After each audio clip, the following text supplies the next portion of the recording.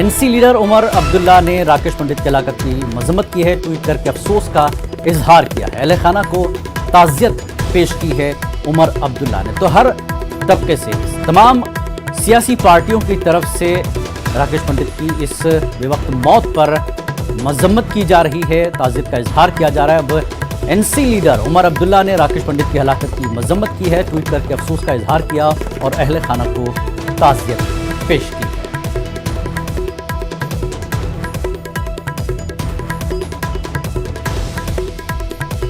महबूब मुफ्ती का ट्वीट, उसके बाद अब एनसी लीडर उमर अब्दुल्ला का ट्वीट, राकेश पंडित की मौत पर अफसोस का इजहार किया और अहले खाना के साथ ताज़ियत का इजहार किया है।